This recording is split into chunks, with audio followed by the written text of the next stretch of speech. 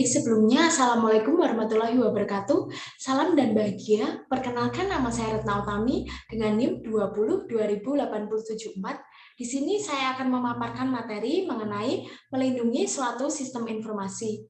Video ini merupakan tugas ujian akhir semester mata kuliah Manajemen Informasi Prodi Manajemen Universitas Sarjana Wiyata Taman Siswa dengan dosen pengampu Bapak Muhammad Ahyar, SL, SEMM.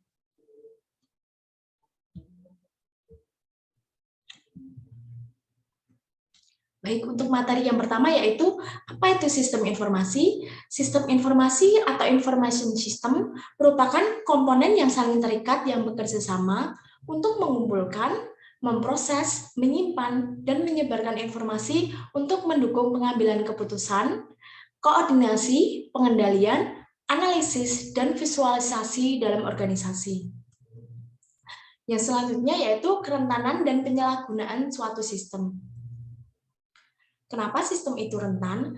Ketika jumlah besar data yang disimpan dalam bentuk elektronik, mereka berpotensi diakses secara tidak sah yang menyebabkan penyalahgunaan atau penipuan. Karena dengan penggunaan sistem klien, orang dapat mengakses sistem tanpa otorisasi, seperti mencuri data berharga selama transmisi atau mengubah pesan tanpa otorisasi. Yang selanjutnya yaitu kerentanan internet. Hacker dapat mengakses data yang mengalir dalam sebuah jaringan, mencuri data yang penting selama pengiriman, atau mengubah pesan tanpa izin di layanan sebuah email. Radiasi dapat mengganggu internet dan jaringan. Penyusup dapat melancarkan serangan penolakan layanan, DOS, atau perangkat lunak berbahaya yang bertujuan dapat mengganggu atau membuat kekacauan serius pada suatu sistem.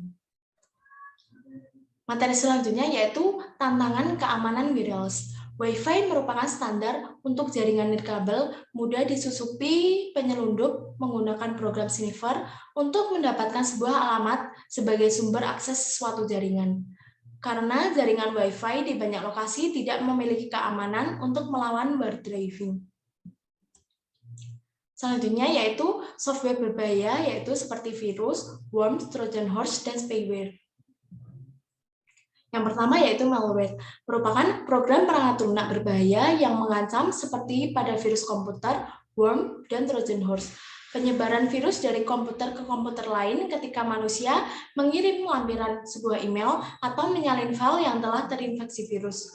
Yang kedua yaitu worms, merupakan perangkat lunak yang mengganggu operasional sebuah jaringan komputer atau menghancurkan sebuah data yang menyebar dengan sendirinya.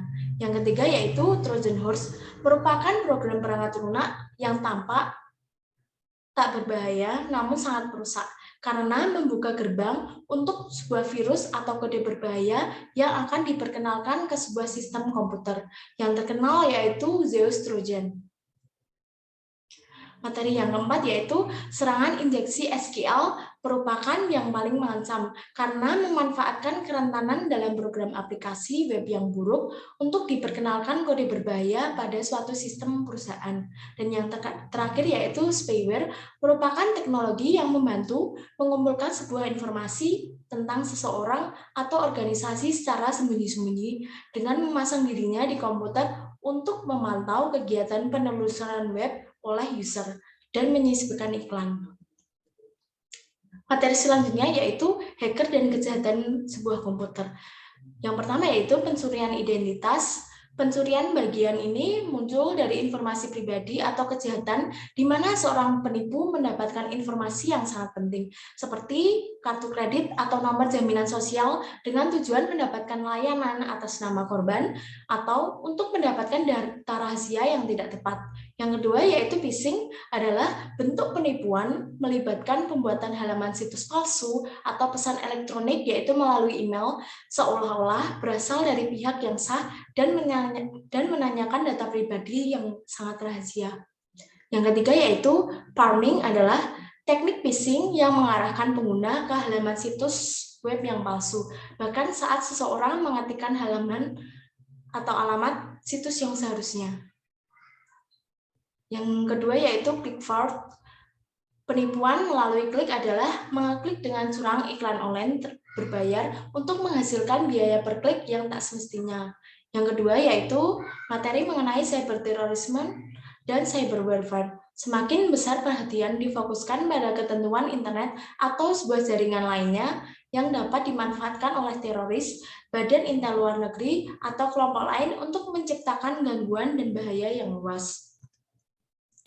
Selanjutnya yaitu ancaman internal, yaitu melalui karyawan.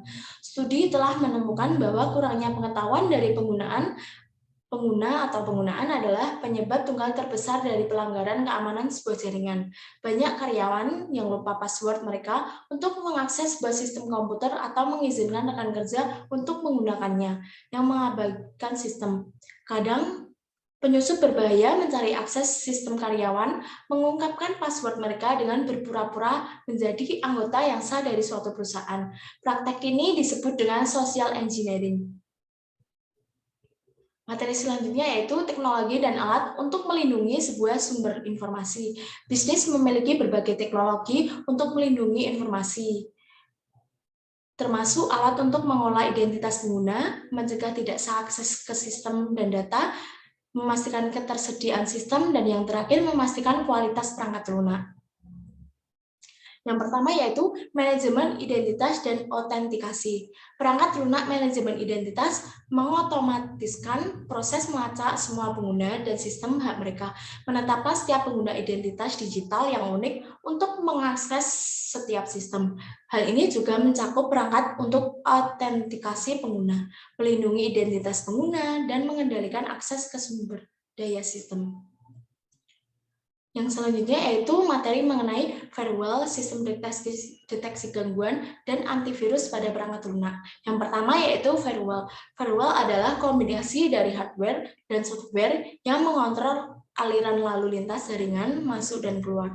Firewall ini bertindak seperti gatekeeper yang meneliti mandat masing-masing pengguna sebelum akses diberikannya ke jaringan. Firewall mengidentifikasi nama IP, alamat, aplikasi, dan karakteristik lain dari lalu lintas masuk.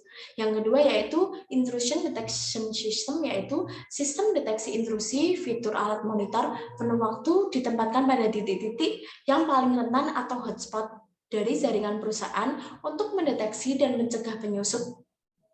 Terus, sistem ini menghasilkan alarm jika menemukan peristiwa yang mencurigakan atau anomali. Yang ketiga yaitu antivirus dan anti-spyware software, yaitu perangkat lunak antivirus dirancang untuk memeriksa suatu sistem komputer dan drive untuk kehadiran virus komputer. Yang keempat yaitu mengamankan jaringan dan kabel. Perusahaan dapat lebih meningkatkan keamanan pada Wi-Fi dengan menggunakannya dalam hubungannya dengan private network atau sering disebut VPN, teknologi virtual ketika mengakses internal perusahaan data. Yang kelima yaitu enkripsi dan infrastruktur kunci publik. Data yang dienkripsi dengan menggunakan kode numerik rahasia disebut dengan kunci enkripsi yang mengubah data yang biasanya menjadi teks cipher. Pesan harus dideskripsi oleh penerima. Dua metode untuk mengenkripsi lalu lintas jaringan di web adalah SSL dan SHTTP. Yang keenam yaitu keamanan outsourcing. Banyak perusahaan, terutama usaha kecil, kekurangan sumber daya atau keahlian untuk menyediakan lingkungan komputasi ketersediaan tinggi aman mereka. Mereka dapat outsource banyak fungsi keamanan untuk penyedia layanan keamanan yang dikelola seperti MSSPS yang memantau aktivitas jaringan dan melakukan kerentanan sebuah pengujian dan deteksi intrusi. Yang ketujuh yaitu Unnified Threat Management System. Untuk membantu bisnis mengurangi biaya dan meningkatkan pengelolaan, vendor keamanan telah digabungkan menjadi satu alat berbagai alat keamanan seperti firewall, jaringan pribadi virtual, sistem deteksi intrusi, dan konten web penyaringan dan software anti-spam.